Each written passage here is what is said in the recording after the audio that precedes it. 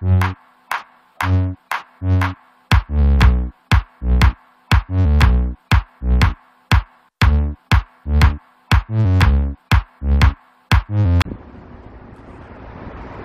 достор, барыңыздарга айт барек болсун.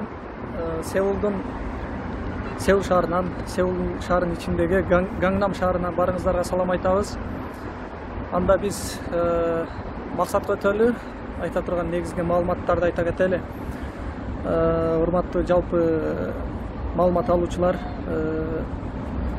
Корея мамлекетинде иштеген, келемдегендер, ушундай же болбосо Корея мамлекетинде окуйм дегендерге болсо дагы маалымат катары айта кете берели. Азыр биз ошол Гангнам шаарындагы акыркы жылда интернетте аябай талкууланып аткан же болбосо жаңылык болуп аткан биз экранга келип отурабыз. Бул экранды кореецтер жалпы 7 ай убакыт кетирип соода борборунун Гангнам шаарындагы бир соода борборунун сыртына орнотушту. 3D форматында десекпи же андан да күчтүү форматта десекпи, айтор ушундай бир кооз экранды жалпы коомчулукка тартуулады. Анын арагында тургандагы бул архитектуралык курулуш заманбап бир курулуштардын бири экен, дүйнөдөгү бир белгилүү курулуштардын бири деп айтышты. Бирок айта турган нерсе, сиздерге негизги көрсөтө турган нерсе ушул экран. Интернеттен көрүп алдык биз дагы 7 ай убакыт кетирип ушундай экранды кооздук катары же болбосо туристтерди тартуу максатында же болбосо акыркы учурдагы технологиянын согушу жүрүп аткан мезгилдеги бир алдыңкы көрүнүштөрдүн бири десек болот. Эми биз максатка өтөлү, айта кетели. Эми Кореяга кантип келсе болот? Кореяга эмгектенгени кантип келсе болот? Сөзсүз эң биринчи корей тилин окуу менен баштайсыздар.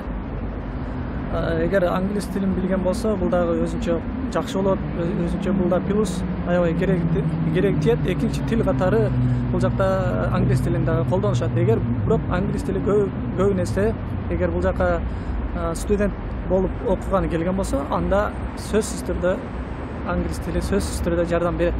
Бирок негизги тил катары өзүнүн мамлекеттик улуттук тили катары бул жакта корей тилин колдонот. Ошондуктан корей тилин окуп, экзамендерден өтүп, ошентип келиш керек.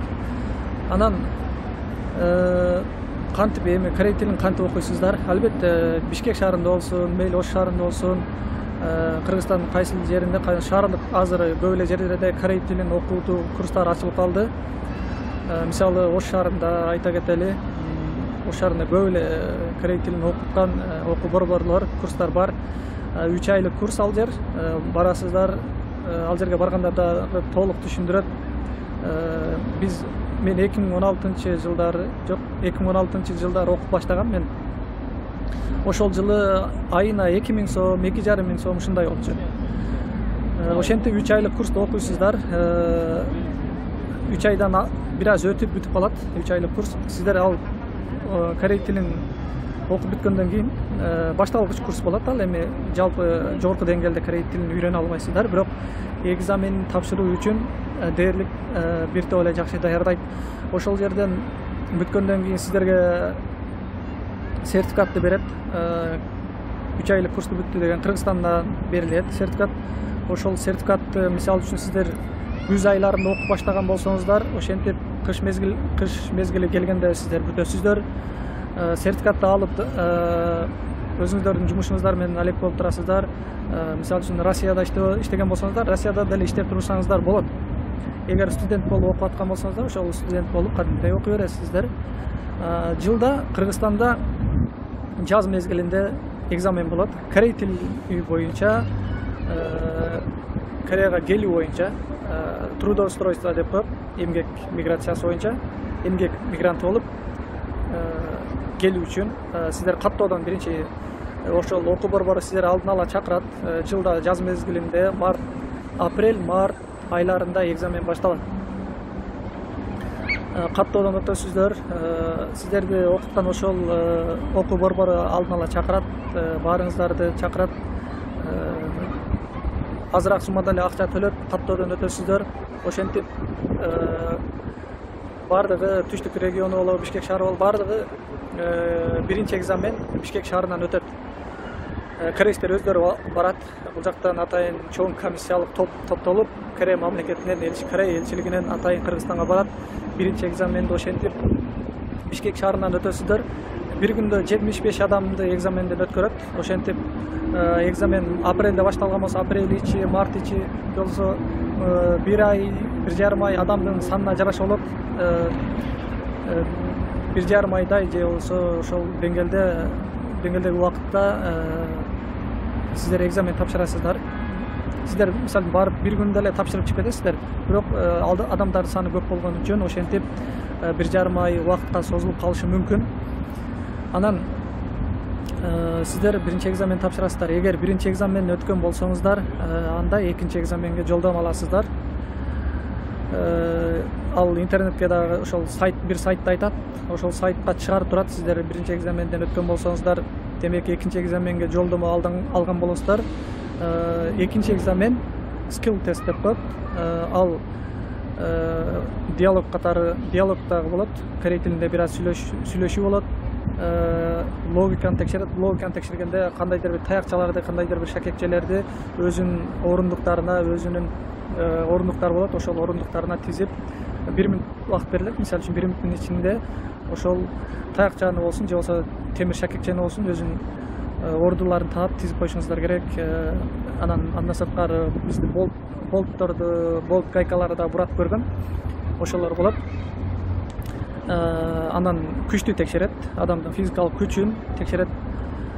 Ошентип экинчи экзамен бүтөт. Экинчи экзамендин жыйынтыгындагы эсмен чыгып атат.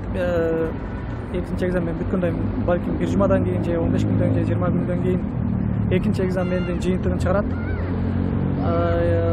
Ошол сайтка кирип карап турасыздар. Өздөрү бир сайтты айтат. Ошол сайтка кирип карап турсаңыздар, эгер сиздердин фамилияңыздар ал жерге чыккан болсо, демек дагы сиздер экинчи экзаменден өткөн болосуздар. Экинчи экзамен бүткөндөн кийин жай мезгилдеринде барыңыздарды 3-чү баскычка чакырат. 3-чү баскыч медсмотрдан өтүү.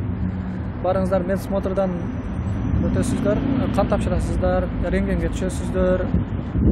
Айтор бардык ден соолукту бүт текшерет.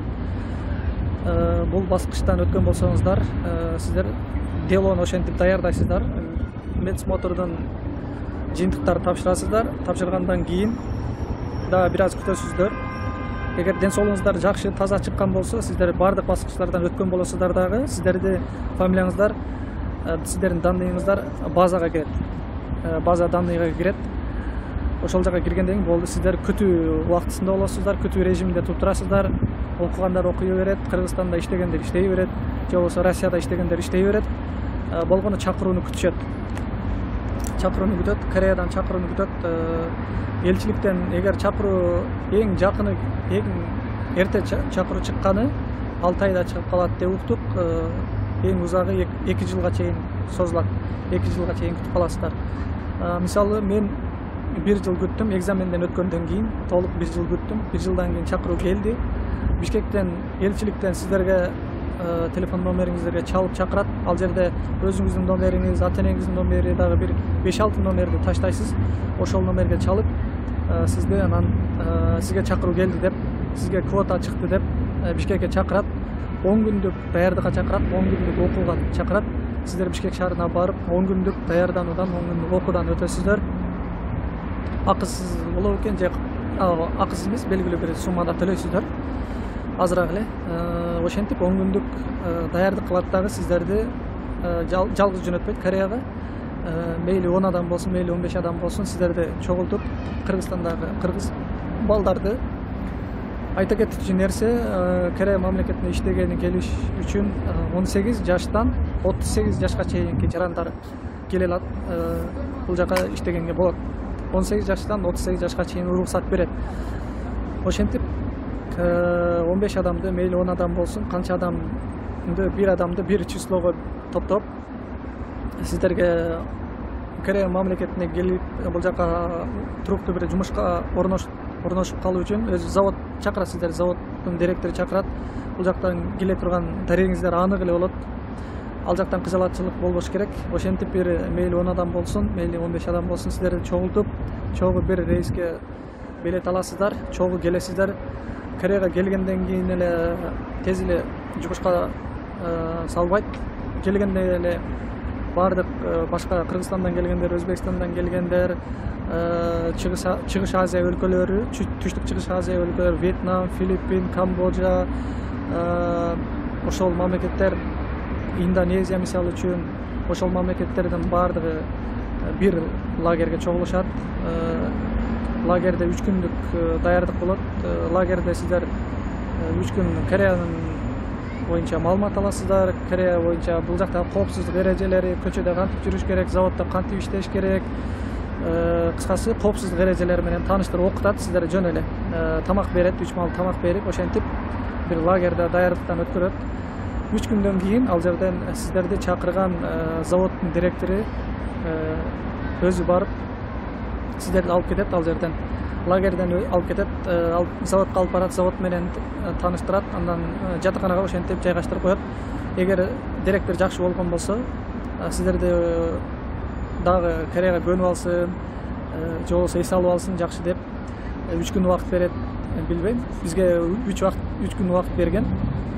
Ошентип 3 күн дагы эгер дагы жакшы болгон болсо корейс директор акча дагы берет, ага ошол керектүү каражаттарды, буюм тайымдарды, идиш аяк жана башка нерселерди алып алсаңыздар болот. Ошентип 3 күндөн кийин анан ишке чыгып, жумушка чыгып, эмгек жолуңуздарды ошентип баштай берсеңиздер болот. Эми бул тууралуу дагы толук айтып бердим деп ойлобойм. Бирок толук айтып бербесем да негизгилерин айтып бердим деп ойлойм. Бул жака Кореяга мамлекетине иштегени келем дегендер үчүн айтып бердим деп ойлойм ушул маалыматтарды. Эми дагы суроолор болот сөзсүз. Дагы мен айтпай калган жерлер болот туура. Буну дагы кийинки видеолордон же болбосо комментарий аркылуу жооп берсек туура болот. Же болбосо бул каналдын администратор